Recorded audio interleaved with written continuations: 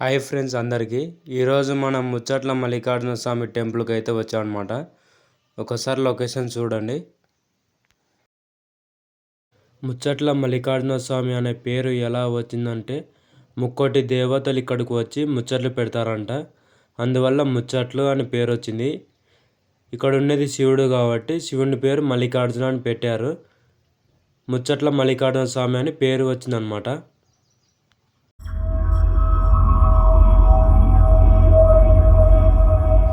ఒక్కసారి లొకేషన్ చూడండి. ఓన్లీ కొండల మధ్యన ఉందన్నమాట టెంపుల్. మనకి గోపురం మాత్రమే కనిపిస్తుంది అనమాట. ఇక్కడ రూట్ ఉంది కదా, ఈ రూట్ వచ్చేసి అమ్మాపురం అనే విలేజ్కి అయితే వెళ్తుంది. మళ్ళీ అక్కడ నుంచి మద్లేడు స్వామికి యాగంటి స్వామికి అనేది దారి ఉందన్నమాట.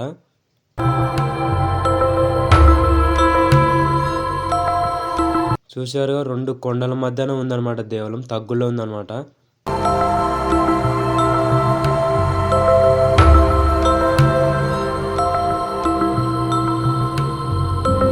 గోపురం చూడండి. 1176 సంవత్సరంలో చాణక్య రాజులు అనేవారు నిర్మించారు.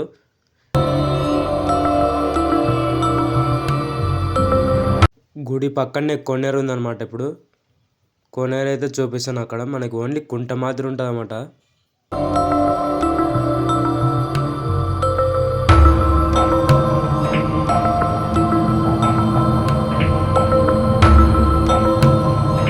నీళ్ళు చూడండి ఎంత పచ్చగా ఉన్నాయో. ఇక్కడ వచ్చేసి గంగమ్మ తల్లి అన్నమాట. ఇక్కడ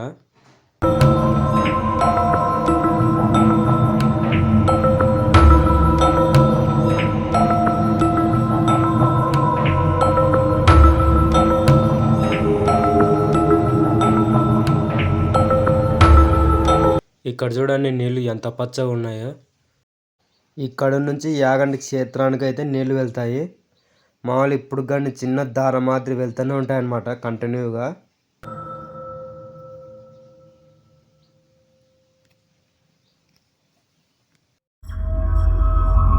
ఇక్కడ చూడండి చిన్న చిన్న చేపలు తిరుగుతూనే ఉన్నాయన్నమాట లోపల. మళ్ళీ లావుగాని లేవు, చిన్న చేపలే.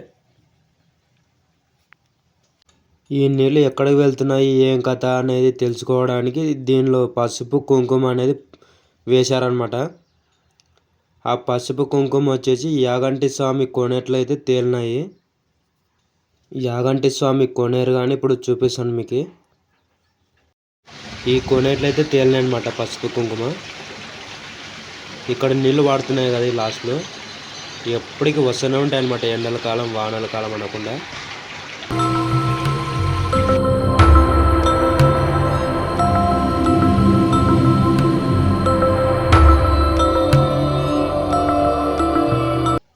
మల్లికార్జున స్వామి దేవాలయం అయితే ఇక్కడ ఉంది చూడండి. ముందర వచ్చేసి గోపురం అనమాట. ఈ గోపురాన్ని చాణక్య రాజులు అనేవారు నిర్మించారు.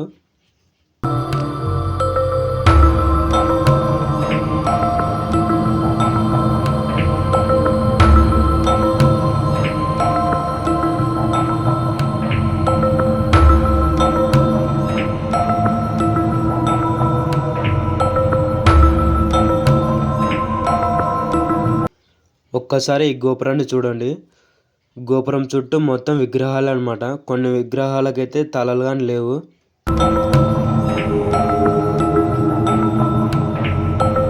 ఈ గోపురం పక్కన చూడండి, ఇక్కడ తేరు ఉందన్నమాట. మామూలుగా శివరాత్రి నాడు అయితే బాగా జరుగుతాయి బ్రహ్మోత్సవాలు. ఇంకోటి వచ్చేసి గోపురానికి ఎదురుగానే నందీశ్వరుడు ఉన్నాడనమాట. సహజంగా ఏర్పడిన రాళ్లతో ఏర్పడినాడు అన్నమాట.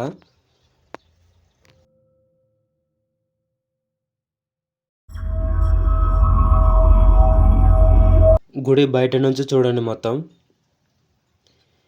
1176 సంవత్సరంలో ఈ గోపురాన్ని అనేది నిర్మించారన్నమాట చాణక్య రాజులు.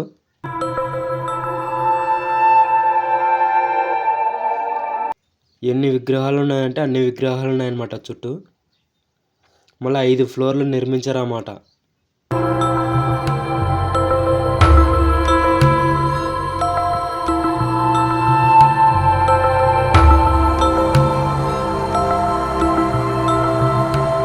ఎంత అద్భుతంగా చెక్కారంటే అప్పట్లోనే శిల్పాలు అంత అద్భుతంగా ఉన్నాయన్నమాట.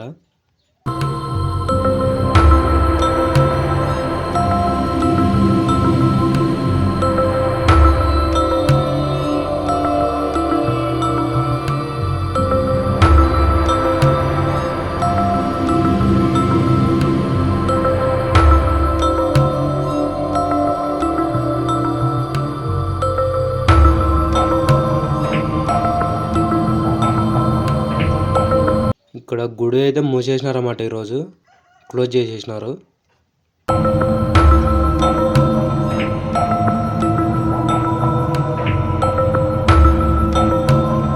ఇక్కడ చూడండి శిలాశాసనం అనమాట, అప్పట్లో రాసినది. ఇక్కడ వచ్చేసి శివుడు నందీశ్వరుడు ఉంటాడు. ఇక్కడ అక్షరాలు మాత్రం సరిగ్గా కనిపిస్తున్నాయి అనమాట. కింద పైన ఒకటి బాగా కనిపిస్తున్నాయి.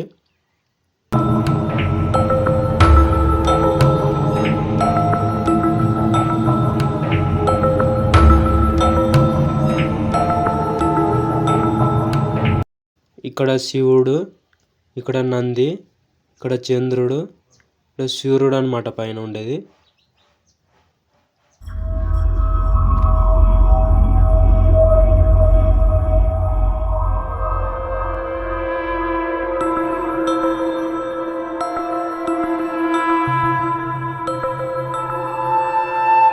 ఇక్కడ పక్కన చూడండి బండలు లేచిపోయినాయి అనమాట. ఇవి బండలు లేచిపోయింటే పక్క పెట్టేసినారు.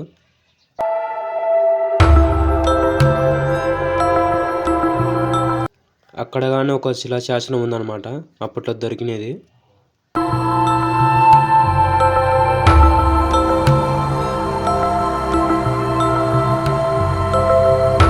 ఈ శిలాశాసనం పైన అక్షరాలు అయితే ఏం కనిపించడం లేదన్నమాట, మొత్తం పోయినాయి. ఇక్కడ శివుడు మాత్రం కనిపిస్తున్నాడు అన్నమాట. ఇక్కడ శివుడు మాత్రమే అనమాట. ఇక్కడ నందీశ్వరుడు. ఇక్కడ ఏమంతా కనిపించడం లేదు, అంతా మొత్తం పోయింది.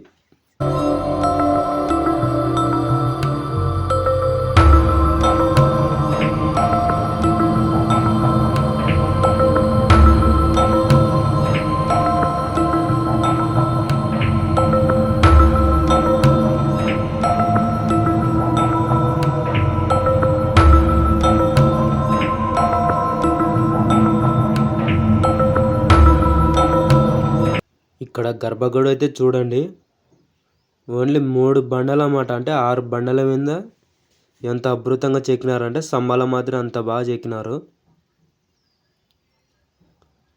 ఎంతలా ఉన్నాయి చూడండి ఒక్కొక్క బండ.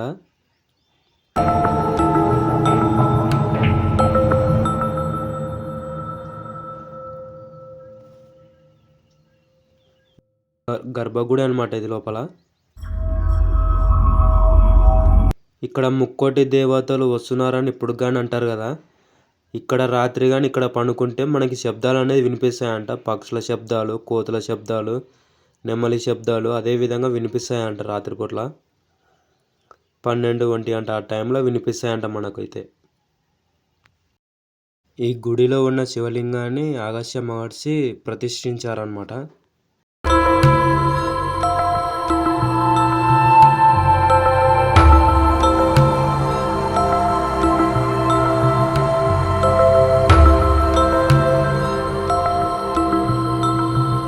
ఇక్కడ గోపురం ఎంట్రెన్సింగ్ ఉంది కదా, ఇక్కడ ఒకే రాయి అనమాట. కింద నుంచి పై వరకు 14 అడుగులు ఉంటుందంట ఒక్క రాయి. చూడండి కింది మీదికి ఒక్కటే రాయి అనమాట.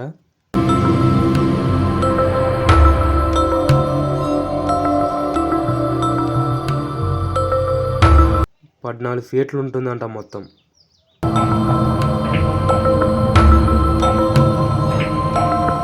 ఈ స్తంభాల పైన చూడండి డిజైన్లు ఎట్లా చెక్కినారు అప్పట్లోని శిల్పాలు. ఎంత అద్భుతంగా చెక్కినారంటే అంత అద్భుతంగా చెక్కినారనమాట.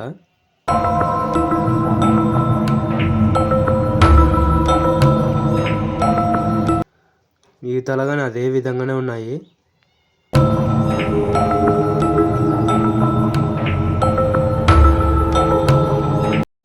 ఇక్కడ వచ్చేసి ఆంజనేయ స్వామి అనమాట. ఇక్కడ పక్కనే శిల్పాలు కానీ ఉన్నాయి, చూపిస్తాను ఇప్పుడు. గోపురం మొత్తాన్ని ఇప్పుడు చూడండి ఒకసారి. ఎన్ని శిల్పాలు అంటే అన్ని శిల్పాలు ఉన్నాయన్నమాట.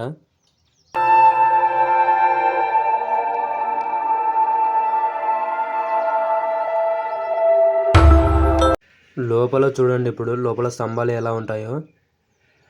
ఇదంతా ఒక్కటే స్తంభం అనమాట కింది మీదికి. పైన అంతా ఇది ఏకం అనమాట, రాయి ఒక్కటే రాయి అనమాట స్తంభం పైన ఉండేది. ఇవన్నీ ఎంతలా ఉన్నది బండలు.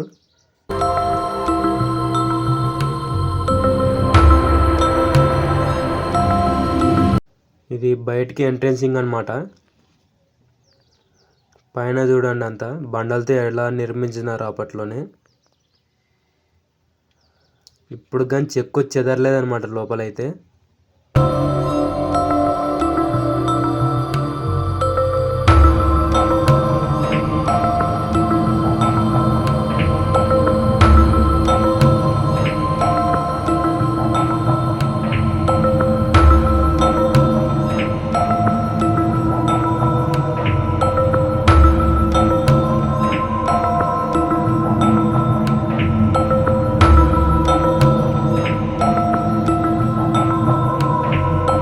ఇక్కడ చూడండి, అక్కడ పైన నందీశ్వరుడు కనిపిస్తున్నాడు కదా రాళ్లతో. కరెక్ట్ గోపురానికి ఎదురుగానే ఉంటాడు అనమాట ఈ లాస్ట్లో.